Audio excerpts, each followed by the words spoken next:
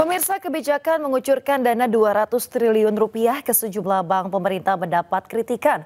Namun Menteri Keuangan Purbaya Yudi Sadewa meminta ekonomi yang kritik dirinya belajar lagi.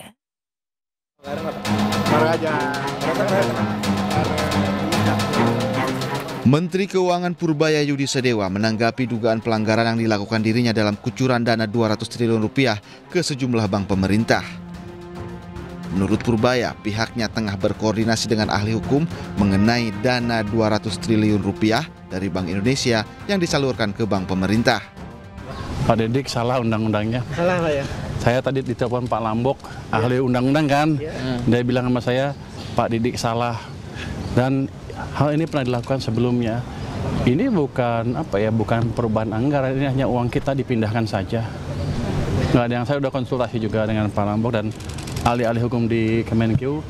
Dulu pernah dijalankan tahun 2008 bulan September, 2021 bulan Mei. Nggak ada masalah secara hukum. Jadi Pak Didi harus belajar lagi kelihatannya.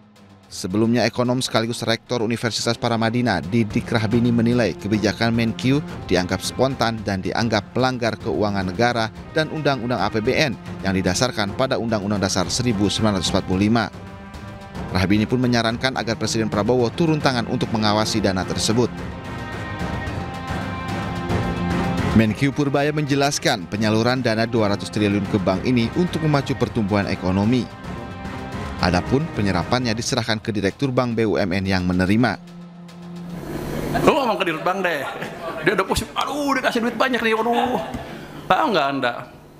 Pada waktu saya menyalurin 200 triliun, banknya bilang apa? Saya hanya sanggup menyerap 7 triliun.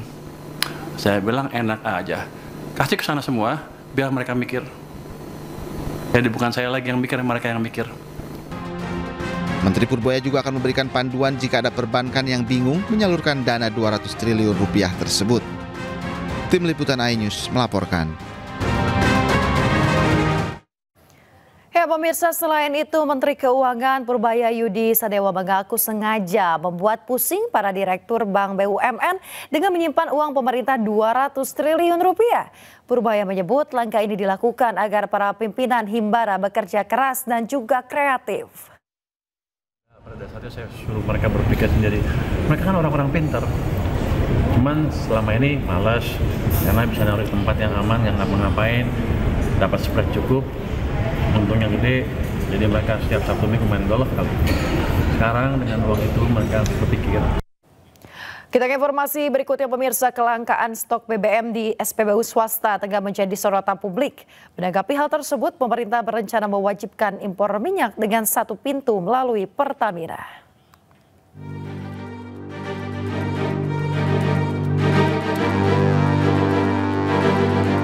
Kelangkaan stok bahan bakar minyak di SPBU swasta terjadi sejak akhir Agustus 2025. Kelangkaan ini kini menjadi perhatian publik karena terkesan berlarut-larut dan tidak ada solusi. Tak hanya membuat masyarakat susah mendapatkan BBM, isu PHK karyawan SPBU swasta juga disorot. Menanggapi hal ini, Wakil Menteri SDM Yulia Tanjung memastikan Pertamina akan menjadi pintu utama dalam penerapan impor BBM alias impor suatu pintu guna mengatasi masalah kekosongan BBM di sejumlah SPBU swasta. Jadi dari ini kan berapa porsi Pertamina, berapa porsi badan usaha, ini data-datanya itu kita minta detailkan. Proses impornya akan dilakukan satu pintu. Jadi jangan sampai apa yang sudah diberikan itu tidak mencukupi, ada permasalahan-permasalahan dalam implementasinya. Sementara itu, Direktur Eksekutif Center of Energy and Resources Indonesia atau CERI, Yusri Usman, tak sepakat dengan rencana pemerintah mewajibkan impor minyak satu pintu melalui Pertamina karena dianggap bentuk monopoli usaha. Nah itu yang nggak boleh, itu nanti terjadi kan seperti monopoli. Kan sebetulnya itu sebagai pembanding. Mereka kan mesti kalau menambah biaya, padahal marginnya SPBU juga nggak besar banget. Kalau Pertamina proses pengadaannya nggak benar, masa mereka mau beli dari proses yang kurang transparan? Kan nggak mungkin. Makanya agak keberatan saya pikir SPBU asing dengan kebijakan harus beli melalui Pertamina. Bebaskan saja, biar dilihat, jadi ada pembanding. Dibutuhkan gerak cepat pemerintah mengatasi kelangkaan BBM di SPBU swasta agar tidak terjadi monopoli pasokan BBM oleh Pertamina. Meski masih bisa mengisi BBM di Pertamina, warga mengaku resah lantaran tidak punya pilihan SPBU. Tim iNews melaporkan. Pemirsa, sebelumnya pemerintah membantah membatasi impor yang jadi penyebab kelangkaan BBM di SPBU swasta.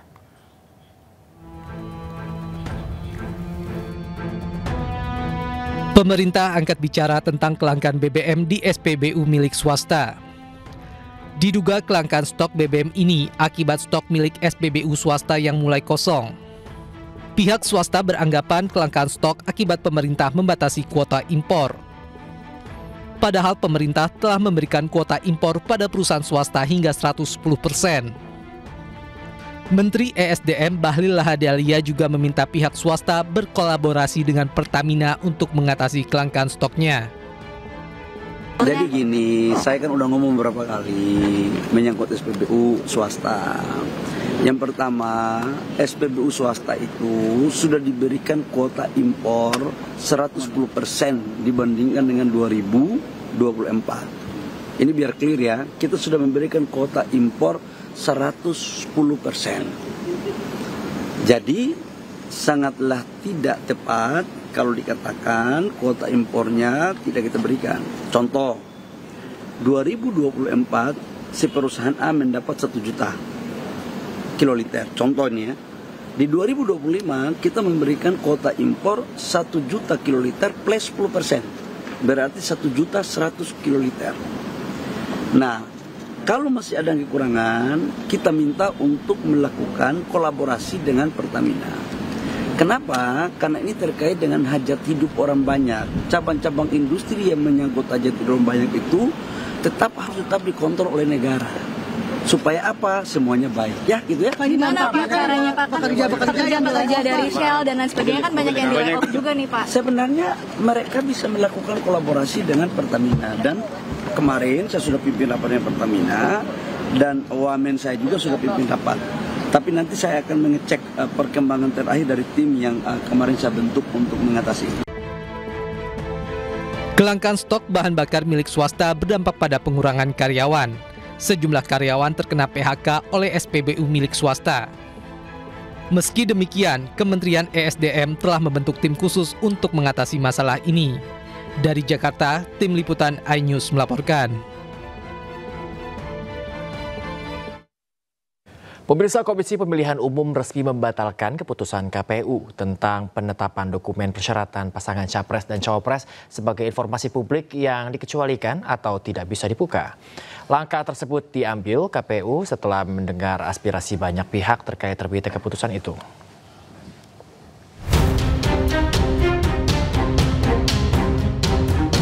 Keputusan Komisi Pemilihan Umum atau KPU RI nomor 731 tahun 2025 tentang 16 dokumen syarat pendaftaran Capres dan Cawapres sebagai informasi yang dikecualikan atau tidak bisa dibuka untuk publik tanpa persetujuan dari pihak terkait dibatalkan KPU. Ketua KPU Muhammad Afifuddin menyatakan pertimbangan pembatalan aturan tersebut telah berkoordinasi dengan sejumlah pihak terkait dalam mengambil keputusan ini. Ia pun mengapresiasi beragam masukan dan kritik. Akhirnya kami secara kelembagaan memutuskan untuk membatalkan keputusan KPU nomor 731 tahun 2025 tentang penetapan dokumen persyaratan pasangan calon presiden dan wakil presiden sebagai informasi publik yang dikecualikan KPU. Selanjutnya, memperlakukan informasi dan data tersebut, kita medomani aturan-aturan yang sudah ada sambil kemudian berkoordinasi bagaimana kemudian kalau ada hal-hal yang kita anggap perlu untuk kita lakukan berkaitan dengan seluruh data dan informasi yang ada di KPU, termasuk dokumen-dokumen yang ada di KPU. Tentu ini tidak hanya berkaitan dengan Pilpres, terkait juga dengan data-data lain yang para pihak juga bisa mengakses sesuai dengan kebutuhan dan juga ketentuan perundangan yang berlaku. Sebelumnya, KPU tiba-tiba menerbitkan kebijakan baru, isinya publik tak lagi bisa membuka dokumen yang berkaitan dengan persyaratan pendaftaran Capres dan Cawapres. Dalam keputusan nomor 731 tahun 2025, ada 16 dokumen yang tidak bisa diakses publik, diantaranya ijazah dan surat tanda tamat belajar. Saat ini sedang bergulir 2 kasus terkait ijazah pemimpin bangsa. Presiden ke-7 RI Joko Widodo diragukan sejumlah pihak, bahkan kasusnya masih terus bergulir. Sementara anaknya, Wakil Presiden Gibran Rakabuming Raka digugat 125 triliun oleh warga bernama Subhan. Gugatan diajukan terkait ijazah SMA Wapres Gibran yang dinilai tidak memenuhi syarat sebagai calon Wakil Presiden. Tim Liputan iNews melaporkan. Presiden Prabowo Subianto kembali rombak Kabinet Merah Putih. Erick Thohir yang sebelumnya menjabat sebagai Menteri BUMN bergeser ke Kemenpora.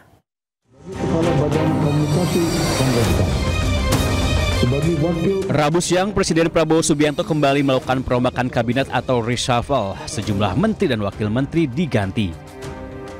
Jenderal TNI Jamari Chaniago dilantik menjadi Menteri Koordinator Politik dan Keamanan menggantikan Budi Gunawan. Budi Gunawan dicopot dari jabatannya pada reshuffle sebelumnya. Jamari tercatat pernah menjadi Panglima Komando Cadangan Strategis Angkatan Darat tahun 1998 hingga 1999. Presiden juga melantik Afrian Syahnur sebagai Wakil Menteri Ketenagakerjaan. Politisi Partai Demokrat itu menggantikan Immanuel Ebenezer yang tengah terjerat kasus korupsi.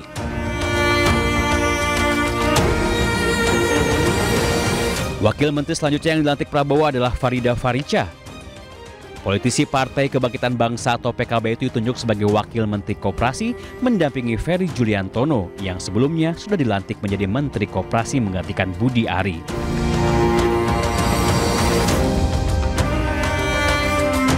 Setelah sempat kosong, kursi Menteri Pemuda dan Olahraga kini diduduki Erick Thohir.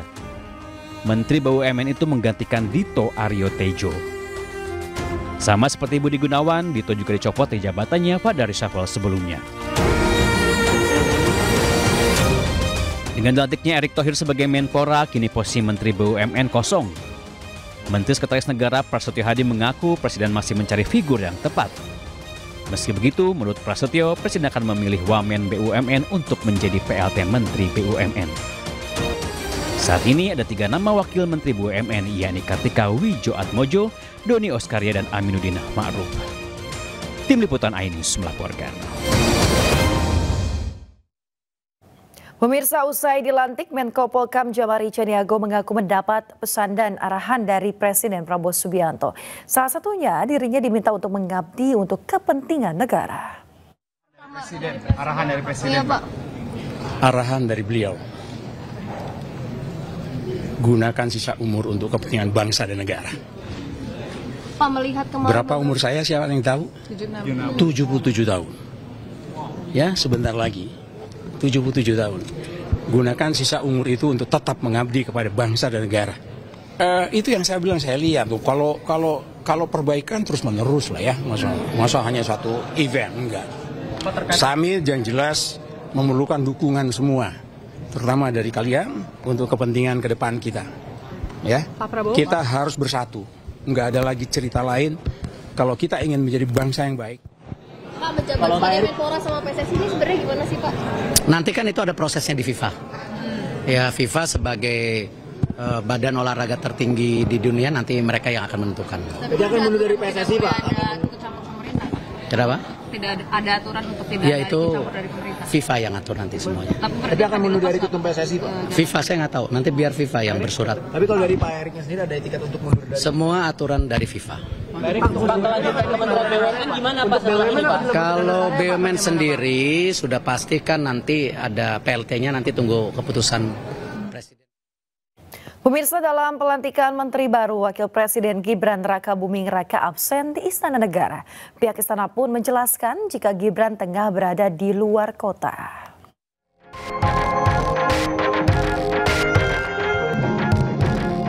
Presiden Prabowo Subianto melantik menteri hingga wakil menteri di Istana Negara, Jakarta pada Rabu. Untuk kedua kalinya, dalam pelantikan menteri dan wakil menteri tidak dihadiri Wakil Presiden Gibran Rakabuming. Menanggapi hal tersebut, pihak istana melalui Menteri Sekretaris Negara Prasetyo Hadi menjelaskan Gibran tengah berada di luar kota sehingga tak bisa hadir dalam acara pelantikan menteri wakil menteri. Mas Gibran nggak datang pelantikan, Mas. Oh iya, Mas Gibran ada di luar kota. Mas, Diketahui Presiden Prabowo Subianto melantik sejumlah pejabat baik menteri, wakil menteri, kepala badan, wakil kepala badan, hingga penasihat khusus di Istana Negara. Dari Jakarta, Tim Liputan, iNews melaporkan. Pemirsa, Menteri Koordinator Bidang Hukum, HAM, Imigrasi dan Pemasyarakatan RI Yusril Iza Mahendra menyebut Presiden Prabowo Subianto telah menyiapkan Kepres pembentukan tim atau Komisi Reformasi Polri.